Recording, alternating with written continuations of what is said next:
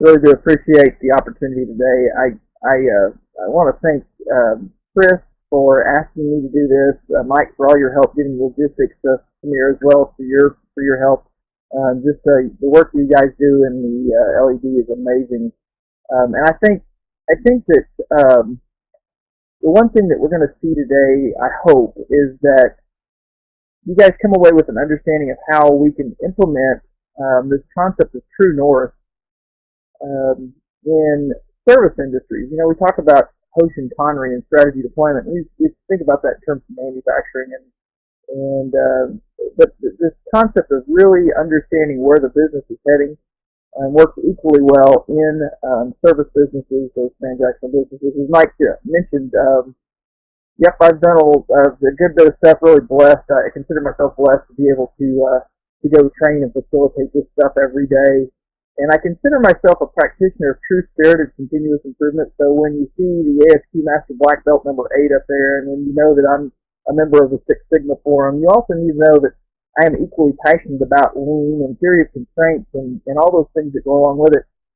And I think that's important to note that we as practitioners, when we go out each and every day, we go out trying to help the businesses in the best way, in the most effective way, and it really should involve all the tools in our toolbox, whether it be a very basic process mapping Kaizen, looking at the current state, taking it apart, putting it back together into improved future state, all the way up to and including the most advanced master black belt level highly analytical projects using lots of statistics or whatever.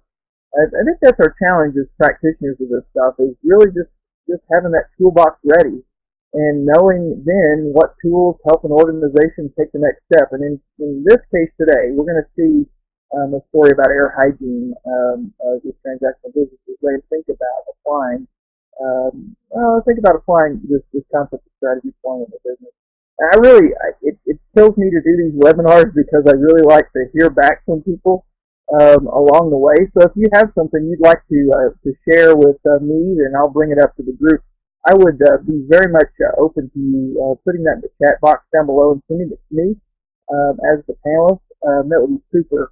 And you can send it to the organizer and panelists. Anyways, I really do like the interactive style, the communicative style, the collaborative style. So the one-way communication sometimes is like talking into a box. So anyways, I want to do the best job I can servicing you guys today. So thanks again for the opportunity, everybody. You guys need to know a little bit about me. Not only am I Master Black Belt and all that kind of good business, but I'm also an aviation nut. That's right. The bottom right airplane it started from the stuff on the trailer, the top right. Love to fly. My little 2.5-year-old loves to fly. My 10-year-old loves to fly as well as my wife. We kind of go rolling around and have a good time.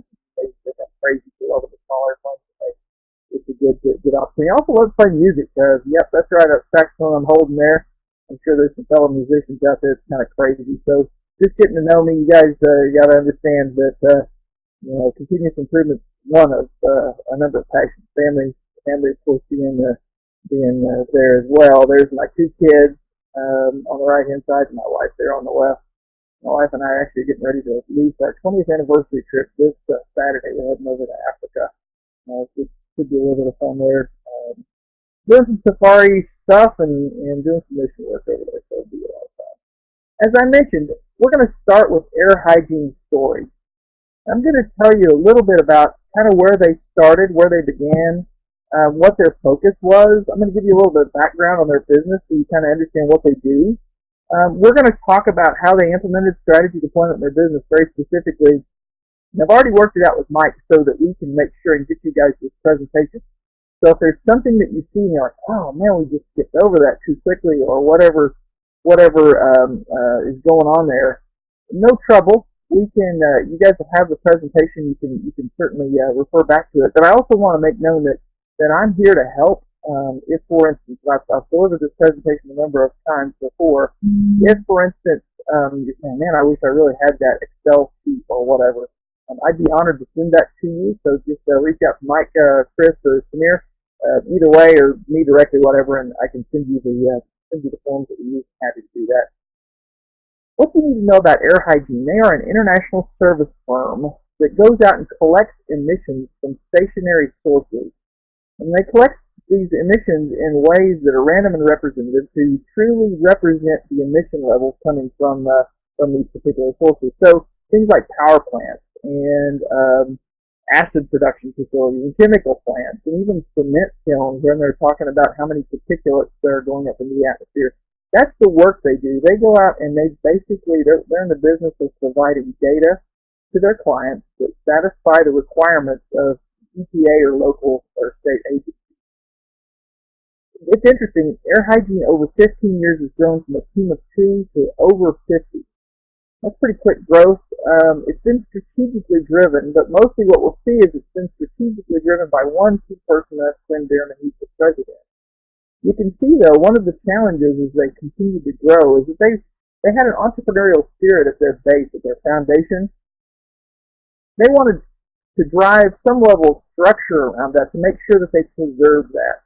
And certainly driving continuous improvement culture is very important. Now, you need to know this presentation was actually delivered at the Lean Six Sigma conference in 2013. So this work is actually work that we did in the tail end of 2012. Last year, the tail end of 2013, we got together again and we have revised their current strategy deployment. That was their annual checkup, and we've done some additional work, some really good work. They're continuing to use this process as their core tool to drive strategic thinking. So it continues to grow and continues to build momentum there for them. And I'm going to try my best to weave in some of the more recent stories today into this presentation as well. As I mentioned, these folks are in the business of stack testing. I hope you can see my mouse. If you can, this is their typical emissions testing trailer that they would actually pull on site. Obviously, you pull with a truck, there they are. This is a stack, so it's at the exit of, in this case, this is a gas turbine that spins a generator. Anyways, they come up here on this catwalk, and these are the sampling ports where they would actually collect the samples. Same thing over here represented. These guys are up on the catwalk here. This is where they collect the sample, and they convey it down to the trailer. So when you talk about things like continuous improvement, things right away, for instance, like setup reduction. Setup reduction is very, very important for them. When they show up on site, they want to be testing as quickly as possible. Same thing for teardown. So when they get ready to demobilize, right, having a place for everything in its place. But also it blends the elements of quality quite nicely because we talk about data collection and how do we make sure that the data is random and representative and effective with valid for what they're claiming. So anyways, it's a nice blend of all those true spirit and continuous improvement elements, just the way their business is naturally structured. By the way, down here at the bottom, this is their beautiful facility. It's a couple years old now. The president describes that when they built it as if it was their home they were gonna retire in. So anyways, it's very, very nice. They're in beautiful Broken Arrow, Oklahoma. Air Hygiene, as I mentioned, this is the need for strategy deployment. The Air Hygiene was growing, and Quinn specifically, right? Quinn, the president, he found it more and more difficult to know where the organization was collectively heading. In other words, when I say that, I'm really trying to speak to the fact that there were lots of different thoughts about where the organization was going, but not one cohesive plan, not one cohesive direction. That's really this understanding about a true north. And the other thing too, this second point down here, the lack of group autonomy. Notice something that Quinn noted. A lot of people were waiting on Quinn to make a decision for their particular area of responsibility or next step, because that's the way it had always been done. So they found themselves at this really interesting tipping point where Quinn had to do something different. He couldn't be in all the places that he was needed any longer. And certainly in terms of their top-line areas of focus, in a lot of regards, it was unknown where they needed to go focus those top-level improvement priorities, as we often refer to them. So the last point, though, that's most important is that Air Hygiene has been built on a culture of entrepreneurial leadership, but also servant leadership. That's an important set of values for them and morals, and they found it more and more difficult, in fact, to try to convey that message over and over. And so how do you bring on new people and try to instill the leadership into them, the servant leadership or the idea of entrepreneurialism? And so that was a key element to what they were wanting to work on here as well as a result of the strategy deployment. So Quinn's vision, I really thought this was pretty cool, and I'll read this to you just because it's worth talking about. 1 month after rolling out strategy deployment, you can see here this is the tail end of of 2012, as I mentioned. He said this to his leadership team: "Thank you for participating in this exercise. From time to time, it may seem laborious, monotonous, repetitive, and/or wasteful. Trust me, it is not. We're like infants playing with a new toy, but soon enough, these metrics are going to really hum and give all of us powerful knowledge and understanding of our company, industry, and business. That will spread to the employees, and that knowledge and understanding is going to be incredibly powerful." Now, I'm going to fast forward to, actually, it was just last week, I guess. I was at Air Hygiene. We were doing a Kaizen event together and focused on a brand new area of business that they've gone off into, and that's actually emissions testing on drill ships. So in short, they build basically a system, and they go install it on a drill ship, and anytime the drill ship is in the waters that has an environmental permit, they have to have this emissions equipment in place and running. Anyways, it was really cool. I got to sit in into their operations review, and for those of you that are familiar with strategy deployment, you know that frequent and consistent follow-up is a requirement, right? So they've actually set up a monthly schedule, and they have their operations review. They had it last Friday, and it's really interesting for them to talk now. I just sat off to the side and listened. They talk now about their metrics, about understanding the business in a way that they were unable to do at the tail end of 2012. It really has driven incredible value for them in terms of being able to really understand their business. You know, we talk about so much about going to Gemba and really gaining that understanding of how things tick and how the processes interrelate. And this concept of strategy deployment, Hoshin Kanri, has absolutely been one of the key tools for them as a leadership team to understand how their business processes relate and how they should measure their success, both in terms of forward-looking and backward-looking metrics. So what is strategy deployment? For those of you that might not be very familiar with it, it's something called Hoshin Kanri, or policy deployment, oftentimes referred to. And it's been in place since the late 50s. Here's a quote from Yoji Akao. "Hoshin Kanri is a method devised to capture and cement strategic goals as well as flashes of insight about the future and to develop the means to bring these into reality." So much like, future state value stream mapping, I think that Hoshin Kanri is something that is almost a foundational tool for an organization. You can see here it's really talking about gluing together or cementing these strategic goals and flashes of insight about the future. But then the cool thing about it, much like value stream mapping does for us, is it gives us the means to bring these elements into reality. So as we gain that flash of insight about what the future might be, we then develop those improvement priorities and the ways to measure success that are going to help us bring that reality into fruition in a few years. And man, that is so incredible. And I think Quinn really gets it. The leadership team over at Air Hygiene get it. For those of you that have not experienced true strategy deployment yet, I recommend that you do what you got to do to start thinking like this. I think this is something that's going to be very, very valuable for you. So, who uses it? When we look at the list, there's a lot of very large organizations that use it. You can see we've got Nissan and Toyota, Dell, Pentair Corporation is actually where I learned strategy deployment, ironically enough. Bank of America, Sega, we've got Bridgestone, CI Solutions, Nissan, Danaher, for those of you that might have been around the Danaher, the DBS, the Danaher Business System, it's a big deal. This is the way of the future in terms of running a business. It's really good stuff. And feel free, again, remember, folks, use that chat box there. Send it to the panelists and organizer if you'd like. If there's any sort of flash of insight you'd like for me to share with the group, I'd be honored to do so.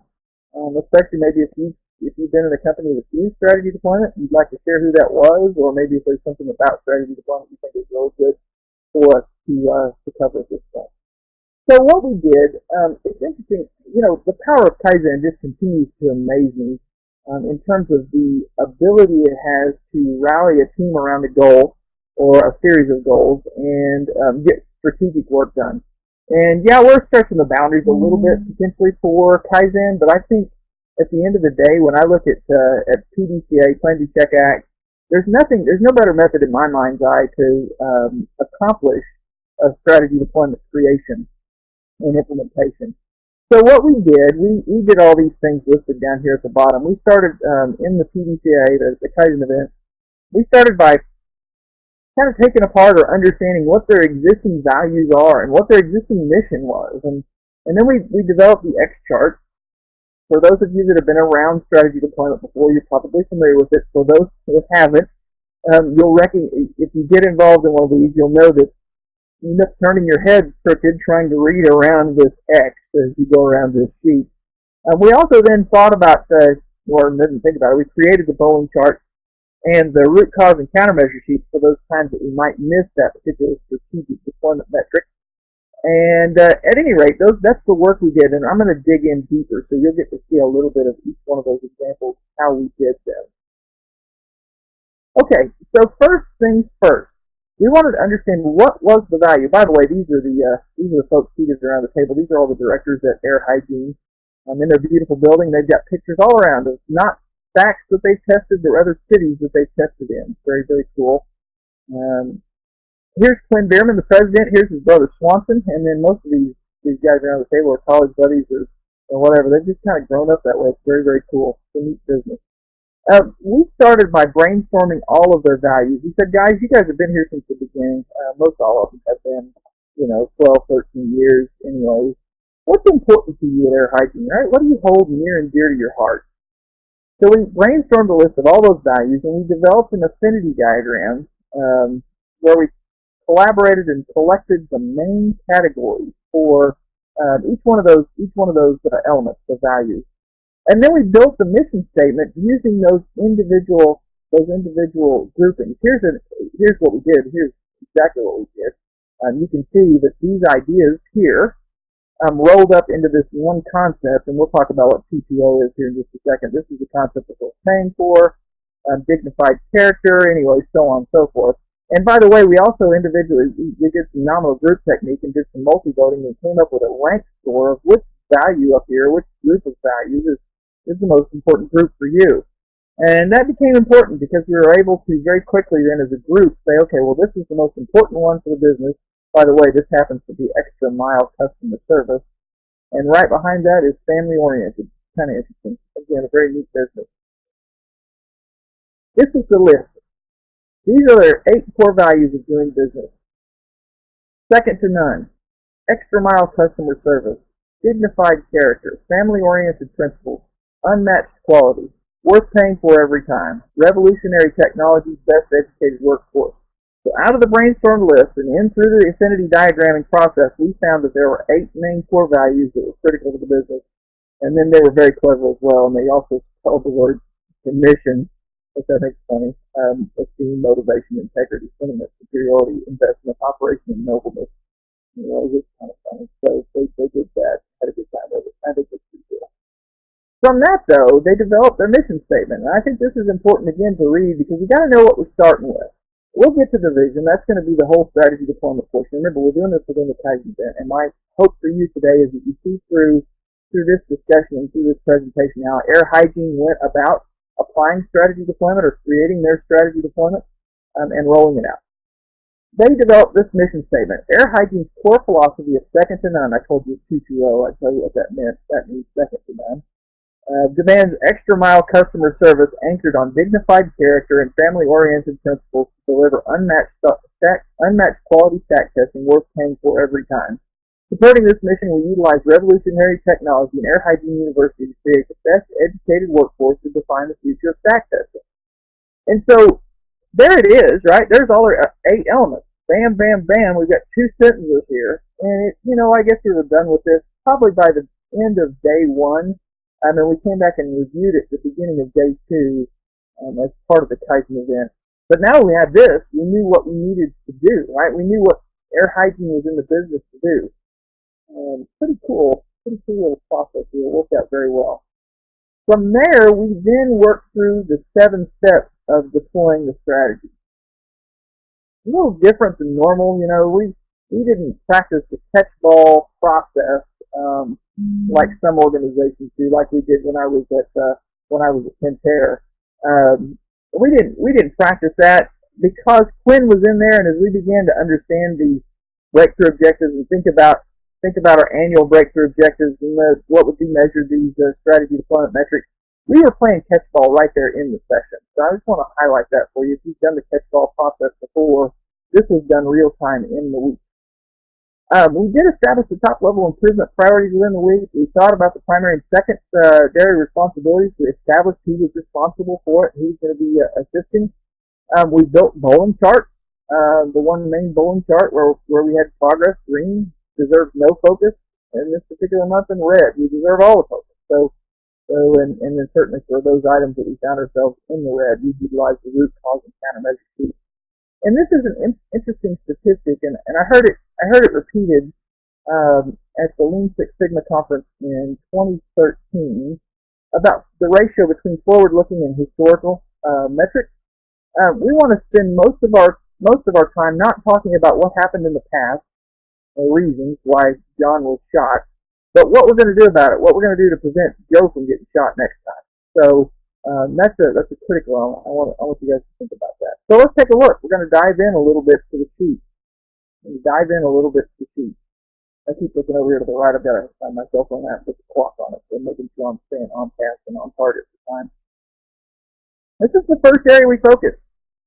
We list here those things that the organization determines are breakthrough objectives. Right, so in this area down here at the bottom, these are the 3 to 5 year breakthrough objectives, where we need to be in 3 to 5 years. And a lot of organizations utilize these 5 main pillars to define their breakthrough objectives: growth, safety, quality, delivery, and cost. So those 5 main elements, typically they will build their 3 to 5 year breakthrough objectives around that. Now here's a point of caution about this. Because we're starting with 3 to 5 here, we're getting ready to go to annual next.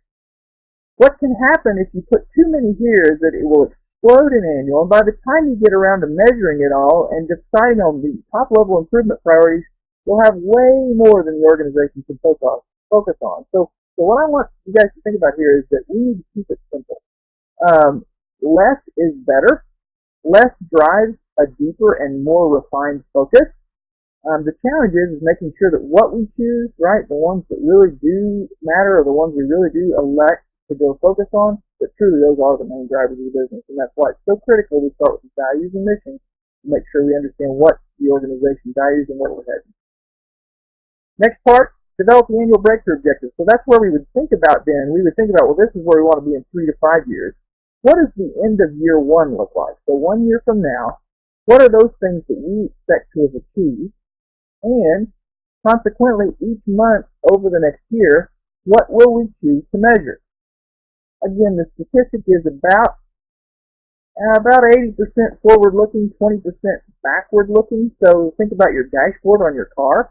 You glance down and you see if you're in the speed limit or not. Which unfortunately, sometimes I'm not. Yeah, I just got a good driving award not too long ago for that. So I had to subsidize the flower bed in West Siloam Springs, Arkansas, for the summer. So anyways, that's what I get. But at any rate, you think about the annual, those measurements you're going to do over the annual basis, do once a month. And again, 20% historical, right, rearward looking, and 80% forward looking. Some people use a 30-70 split there. It's just a rule of thumb. So it's a good thing to do. Primarily, you want to be more forward looking than backward looking. Then you think about those things that you commit to do in terms of the top-level improvement priorities. These may be big processes that you need to go understand more about. Maybe you need to do value stream mapping, or maybe you've got a Lean Six Sigma project that you've got to go do to eliminate or to reduce defects in a particular product line. These are the big bucket strategic elements. Maybe there's a new element of IT infrastructure that needs to be implemented, or maybe a new ERP system that's got to be rolled out. Or a new CRM system for customer resource management, whatever it is, that's what we put there. Over here on this, remember this is in order. This is how we progress through the week. We started here with annual breakthrough objectives, went over to the KPIs, then jumped up to the top level improvement priorities, and then defined the list of those that are responsible. These are all the members of the leadership team, and then we played in these areas at the corners. These are interrelationship matrices. The darkened circles show primary responsibility, and the open circles show secondary responsibility. Those responsibilities or I should say relationships, secondary relationships, right? That they may be tied together, but may not be. And I apologize for not showing you the detail here. Obviously, Air Hygiene being in business, out of respect to them, I didn't want to show all the inner workings of their business, which, as you know or could imagine, a strategy deployment matrix really does show the inner workings of the business quite well. So that's it up through step 5. We're going to go through step 7 or step 6 now. This is the bowling chart. This is where we identified the resource again that had it. And remember step 3 back here on this previous page, we had created a list of all those things that we knew would be the right things to measure, that if we were in the green every month, we'd have no trouble achieving our annual breakthrough objectives that would ultimately help us get to our 3 to 5 year breakthrough objectives. See how this works? What we did then is we transferred these measurements, these strategy deployment metrics, we transferred them into a bowling chart, and we understood which annual objectives each one was tied to, and what the metric was, again, not listed here, but you get the idea. In fact, you can even see these blue bars or these teal bars. These actually match here and here, so those are both toms. Anyways, we would then look across and see this. We would establish the annual plan. This is what we're striving to achieve each and every month with a quarterly roll-up and a year-to-date total. And some of these are cumulative, where it adds each month, and some of them are on average, where we're looking at the average performance for each month.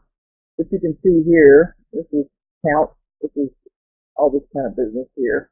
That was what was on the bowling chart. And then for each one of these targets, we also then developed a root cause and countermeasure sheet that would actually plot the performance of that metric in the upper right, and again have a very similar string of information. If you look at this, 15, 250, whatever, it's not shown on this particular sheet, but it's as if we took this row, like these 2 rows, and we just copied it over here onto this sheet. The importance of the root cause and countermeasure sheet is this. We establish what we're going to measure, or the target that we need to achieve each and every month. And if for whatever reason we do not reach that metric, the person responsible is responsible for developing, and it may be co-developed with other areas in the organization, let me be very clear, but they are accountable for developing a good list of what happened, the root cause, and more importantly, what we're going to do about it. Remember the ratio, we're going to spend about 20% of our time looking backward and about 80% of our time looking forward. You can see here, this is the list right here, the list of those things that they're going to do, and who's responsible, the target dates for completion, and then the status. Critical that in this sheet right here, that this be a running list of open items. So I may be in the red for this month, this particular month here, which is August, and I may also be in the red for September. I would have a list of things that I would have assigned in August and in September, and I'm going to keep those on the list until they're complete. And I'll manage it over here with the status. Very, very important if you work your business like that. We certainly don't want to grow organizational amnesia. That's not a good thing at all. So they now have their true north. You can see a critical aspect of their business is learned through strategy deployment. They learned that defects are a critical driver to their profitability. That was something they had a fundamental, basic understanding of, but they had no idea as to what level of impact. They also recognized that having the right people on staff and keeping them on staff is critical. Being strategic about their mix of projects is also very, very important. So kind of that input side of it, recognizing that whatever they go out and sell is going to drive a lot of profitability. In fact, mix, we've found over the last year and a half, in fact, mix is one of the most important things to drive profitability. And it's still a knob that they're feverishly working to turn.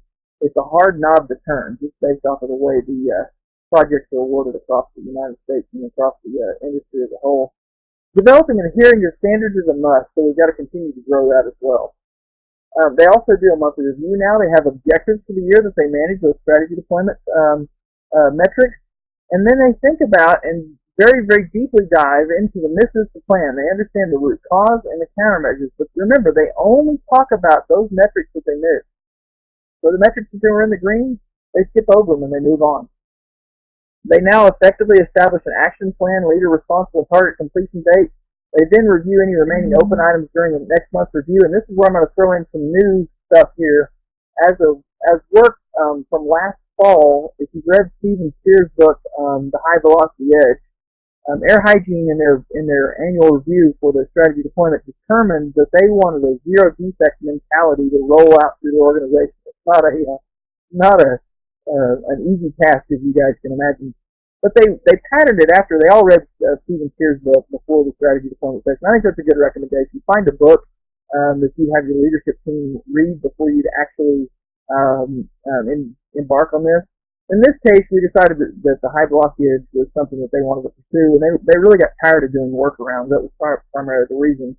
So as a result of their strategy deployment session this last year, they determined that they wanted to create a new process called a swarm.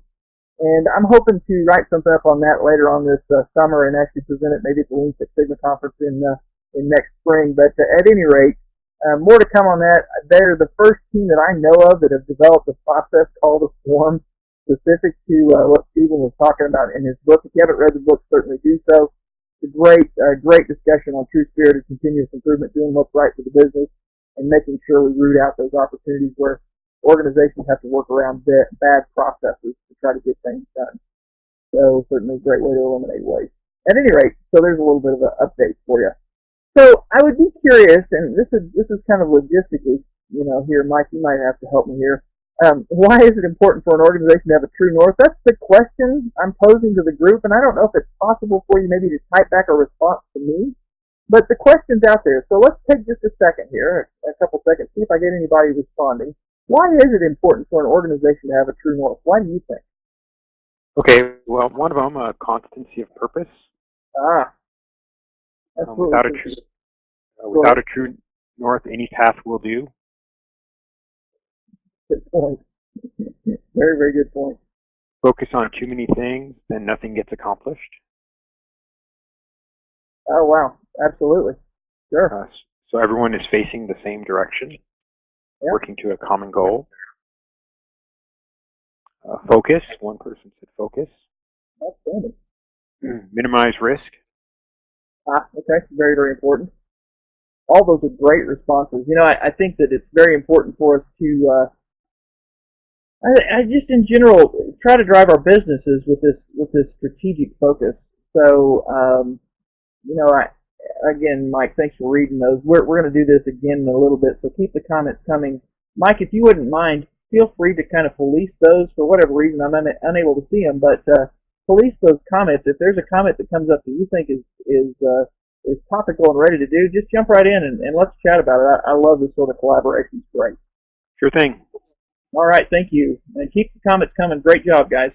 So how they've used this knowledge. So they've obviously now begun to use the strategy deployment model, really understanding their business, understanding how it ticks. They've been driving a spirit of continuous improvement focus, and through Kaizen mostly, basic process improvement. But they've done some things. Since this presentation was originally created, they've actually done some pretty cool stuff. I'm going to very quickly go over some of these. I've got some excerpts or whatever, but it's, you'll see as in typical Kaizen format, it's pretty simple, pretty basic. But that's what I love about it. The basic is simple works best often. So anyways, they've thought about the recruiting process. You may remember a couple slides ago we said, what did they learn? Well, having the right people on staff and keeping them on staff is critical to customer satisfaction. They made that connection. So therefore, they actually did a Kaizen event on the recruiting process. How in the world are we getting our people to, how are we determining who the right people are to invite into the organization?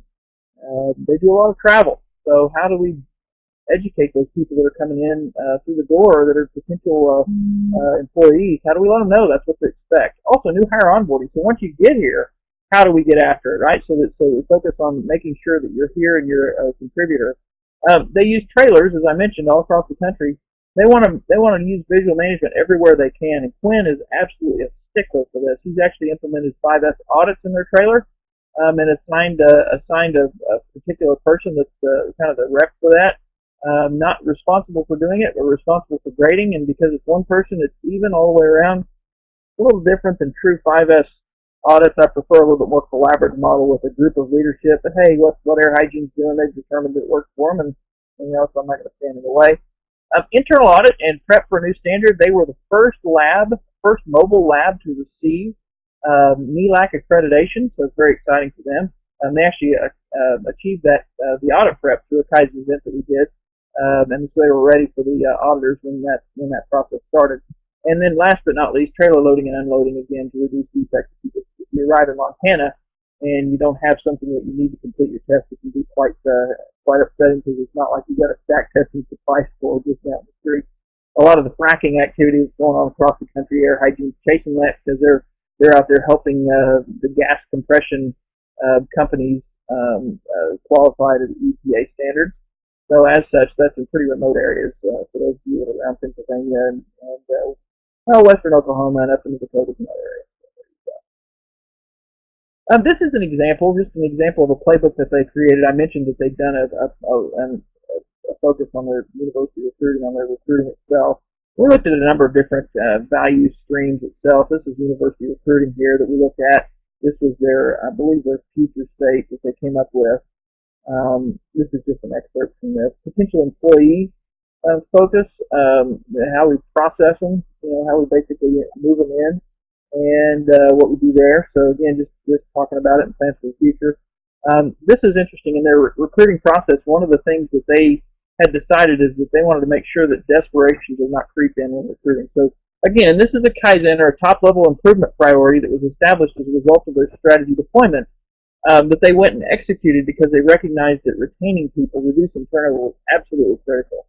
This is another one that they did. This is a Kaizen that they did as a result of their strategy deployment. Very similar to what we would do as a result of a future state value stream map, where we have those constraints in our business processes. But again, these are a little bit more, a little bit higher level, a little bit more strategically focused, maybe at more of an enterprise level, if you will. So this is the Kaizen report excerpt from that. Build presentable document for 5-day for new hire training, and that's what we did. We focused on a 5-day format, but it's possible to find 3-day and 6-hour training formats depending on when people arrive and when their first job is that they need to go out on. And so these, again, this is just an excerpt of the Kaizen, and I'm just kind of skipping through it so you get an idea. And again, you'll have this whole entire presentation so you can take a look. They created a playbook on how to do this. They also created a corresponding set of slides that goes along with this playbook that participants go through whenever they're going through their new hire orientation. So very, very cool Kaizen there.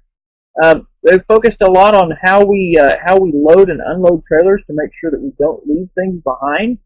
And so that's what this Kaizen was all about. Again, another top-level improvement priority. We said, good grief, if we're going to focus on defects, we've got to go out there to the trailers and talk about where things go. Establish that. We've got to talk about the 5S compliance. Think about loading, wear, and tools and care. We actually developed this 5S trailer audit. So this is a score sheet and that they use.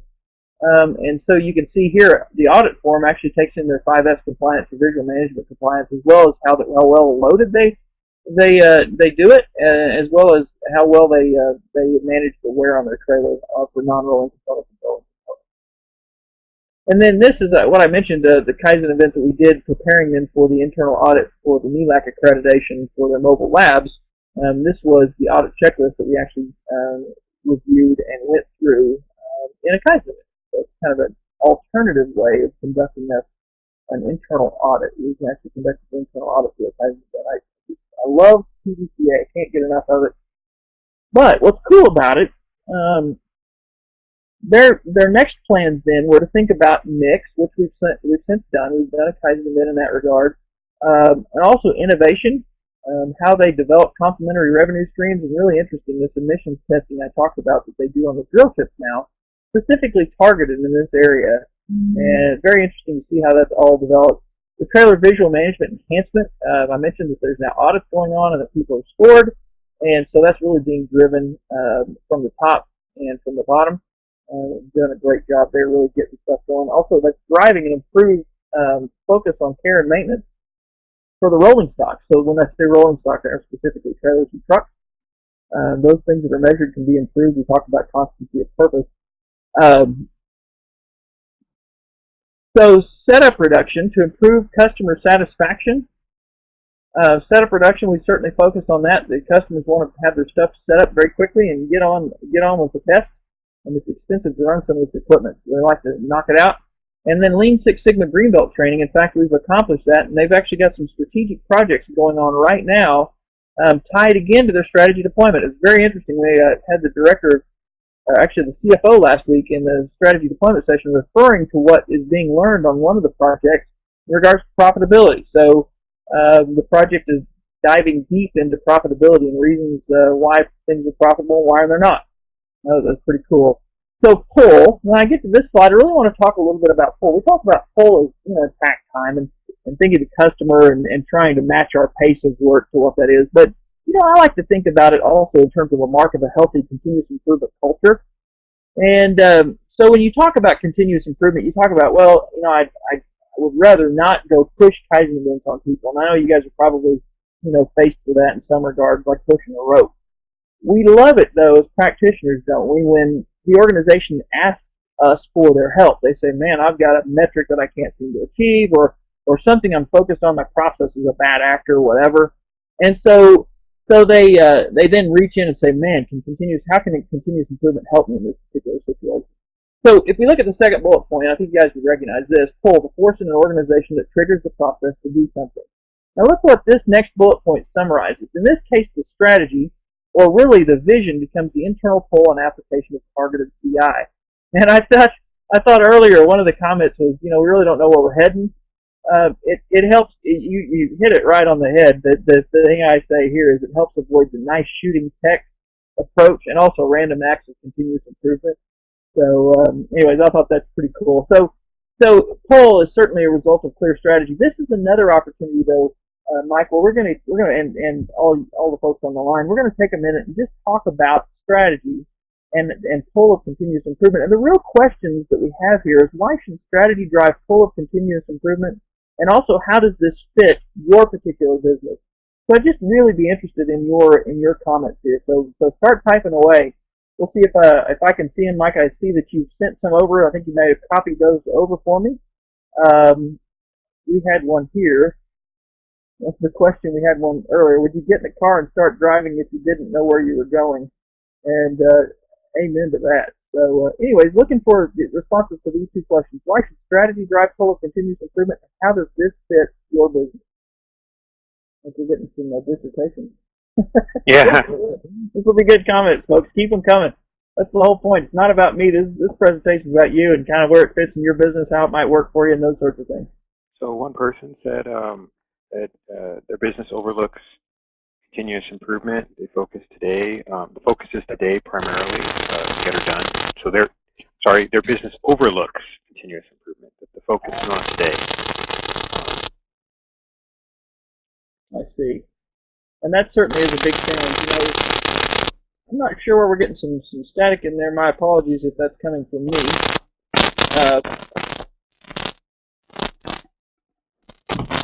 Another person says that strategy alone need not drive pull of continuous improvement. It is an operational efficiency as well to drive pull of continuous improvement. Agreed. Yeah, it's not only strategy, right? Exactly. Strategy certainly is something that should do it, but there's many other triggers as well. Great response there. And one person said yes and no, partly strategy, and also operational excellence programs drive continuous improvement. Agreed. It's interesting that strategy, in my mind's eye, when I think of operational excellence, operational excellence really speaks to, in my mind's eye, the culture that's developed that really puts continuous improvement at the core of the DNA of the business. And so OpEx is a key element, I think, of strategies, and certainly should be a piece of it. So great observation there. Any other comments there, Mike, coming in? Yeah, one of them said, he thinks far too many firms, especially smaller ones, get trapped in day-to-day tactical business of keeping things running, and they feel like they just don't have time to focus on continuous improvement. It's interesting. I wish I had some magic pixie dust that could make that go away. I think the respondent there absolutely is on the right track, and for whatever reason, Air Hygiene was able to see through that. I would say that it took a lot of perseverance. The very first 5S event we did, they had their skeptical hat on in a lot of regard, and it took us a while to get here. So if you're thinking about your own organization and maybe facing some of that resistance, stay the course would be my recommendation. stay the course, keep after it, and help people see it from their own eyes, right? The power of going to Gemba is one of the most critical things. If they see the opportunities that exist in their business for themselves, you don't have to convince them of it. So, certainly Amai's book, Gemba Kaizen, is one of the top reads that I have. I still go back to it daily or weekly anyways, especially when I'm training. There's so much great goodness in there. So go back, take a look at that. That may help you. But again, stay the course. So Mike, with that, I think we're gonna carry on here. I want to make sure we have an on-time departure. That's always important for folks. And I really appreciate your comments. Keep them coming. I look forward to the opportunity to chat beyond this discussion today. So strategy deployment driven continuous improvement. Has Air Hygiene arrived? Absolutely not. In fact, they realize that CI, continuous improvement, is a journey, not a destination. And I'd already mentioned this idea about Swarm, and I hope to talk with you guys about it some here and there. It's amazing to see the power of Swarm and being driven by a value stream manager now, which is pretty cool how they're doing that. But yeah, they're continuing to do internal innovation, and that's what I would really characterize their process improvements as being. And it's both PDCA Kaizen stuff, as well as DMAIC. So right, Lean Six Sigma DMAIC. And I just got a question posed here. Chad made reference to a good process improvement book. The name of the book, there's two of them. The first book is The High Velocity Edge by Steven Spear, and the second book I would recommend is the book called Gemba Kaizen by Amai, I-M-A-I. So again, I think, Mike, you typed in here, if we do not get a chance to do some Q&A, we'll take your questions and offer answers to you after the webinar, which we will do. I'll help out with that, no problem. Also, they're cascading the monthly operations review now to the masses, and we're going to see a slide of that. That was their first attempt. They've actually changed it a little bit now. And although they would prefer to not share exact numbers at that particular time, they wanted to show trends. Now, it's interesting. They're actually starting to show more and more of their business to internal people. And I think that that's a key thing is as they begin to trust the process and trust the fact that there's power in knowledge, the Air Hygiene is actually softening on that idea. They're actually starting to show exact numbers to leaders in their business. But this was their first attempt at getting out to their business, just kind of a passing grade on how they're doing each and every month on their major strategy deployment metrics. So that's kind of what they're doing there. So I think as we kind of wrap this up, and we'll try to leave about 5 minutes here for Q&A. The final thoughts here, when you think about it, try your best, and I love the OPEX discussion because you're right.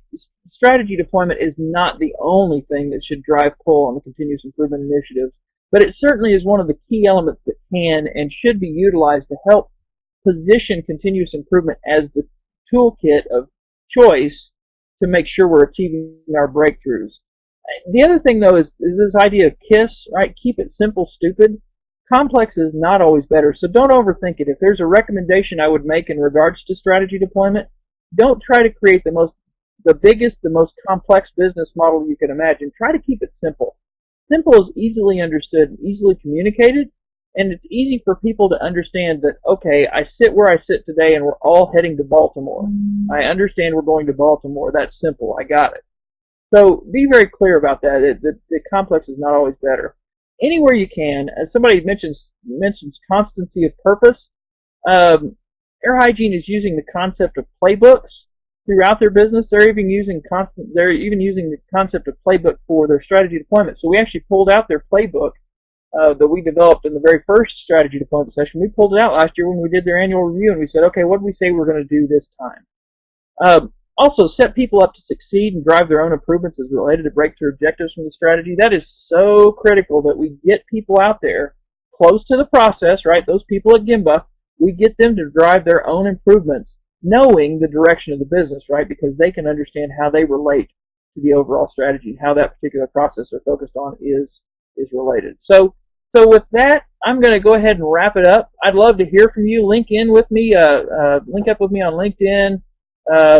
I'm out on Facebook, and it'd be great for us to continue to collaborate. I love being an open book and love helping people, so it's too much fun out there. I love practicing continuous improvement. Mike, I'm gonna turn it over to you. I think that you had a little bit of a Q&A and some wrap up that you typically do, correct? Yeah, we do have some questions. One person was asking, where's a good source for a completed X chart? Obviously, it doesn't compromise real companies' proprietary strategies, but one that's filled out realistically. I can do that. I can send one. So have them send me an email. Okay. Or I can forward it to you. Let me just say, how about if why don't you just have them send me an email or work for you, whatever. Okay. And then another person asked, what is a bowling chart? A couple people asked that, actually. Okay, great. That's a great question. It's a term commonly used associated with strategy deployment. A bowling chart, if you guys have been bowling before, you'll notice that you have different frames. And so a bowling chart really is just a fancy term for a graph that represents each month's target, and then below it you have the actual performance for that particular month. And the reason we call it a bowling chart is because the columns across the chart itself are the analogs to the frames in bowling. Right? So frame 1, frame 2, so on, so on. So yeah, that's why we call it the bowling chart. I've also heard it referred to as the bowler. So that's kind of an insider term. So if you go to the if you go to like the lean cocktail hour and you're trying to impress your friends, you can talk about having seen somebody's bowler, and that'll mean something in strategy deployment circles. What is the difference between Hoshin Kanri and balanced scorecard? Balanced scorecards to me, that's another concept that's been out there for quite some time, developed in the 70s. Balanced scorecarding is directly and closely linked to Hoshin Kanri. I think the concepts apply. Balanced scorecarding itself is really just that. It's trying to link high levels of the organization to low levels of the organization, right? So at a low level, I may be focused on a more finite metric and it would roll up into a higher level metric.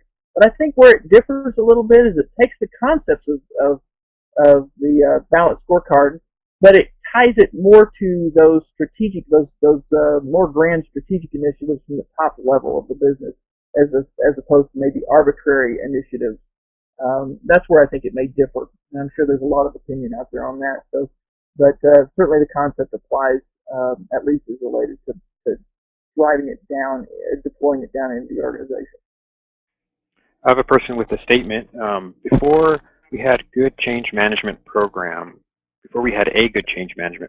managers were making changes willy-nilly, but major changes require knowledge that no one manager has. A step toward improvement in one area caused issues in other processes, so we now consider the change will affect the company's strategic goals. That is powerful, powerful stuff there. Right, the power of many heads in one room working on something that's more of a cross-functional look, so much better than isolated continuous improvement. Outstanding observation to whomever made that. Nice thoughts there. And I had one other question. Is ASQ on that list as part of, you had a list of people that use Hoshin Kanri. Was ASQ on that list as part of using it, or is just having a template? I think that's on, unfortunately, I think that's on the template. I'm not certain that they use strategy deployment at the top level, so if anybody knows out there knows something otherwise, I think some of the group, and maybe the Lean Enterprise Division is actually one of them, but I think there may be some groups out there that actually use strategy deployment. So, anyway, some of the divisions, I should say. I got another question. What is a good reference that would include the strategy deployment tools you used today? Man, I've been looking for one. Donnie Smith, the CEO at Tyson, asked me about a year ago for a good reference. There is one called Hoshin Kanri that's an academic study from the 70s and 80s, and it's very, very complex, and it flies in the face of really the way I practice it. Again, I learned this process from Pentair Corporation when I worked there, and line of sight improvement was so easy there. It was just such an easy process. It was based on the DBS, the Danaher Business System, of course, which came out of TPS, Toyota Production System. And so I have yet to find a good text that I really like. If somebody's got one out there, I would be very interested to hear. So please, if you know of one, let me know, because I'm actually looking for one. So I got a comment. Somebody said that ASQ does use Hoshin Kanri for the SAC strategy, SAC strategy. I'm not sure what SAC stands for. Also, it's been introduced to the board this year. Yay! That's exciting. That's great news. Outstanding. I think it's a wonderful tool. It needs to be up there. So maybe it was like foretelling the future by having their logo at the bottom corner. So I guess at this time we'll probably have to end our discussion. But I really appreciate your taking the time out to help us understand these concepts better. It's really fun, interesting discussion. I would agree, and just want to say thank you to everybody. Thank you for having me, and thank you for allowing me to speak today. It's been a lot of fun.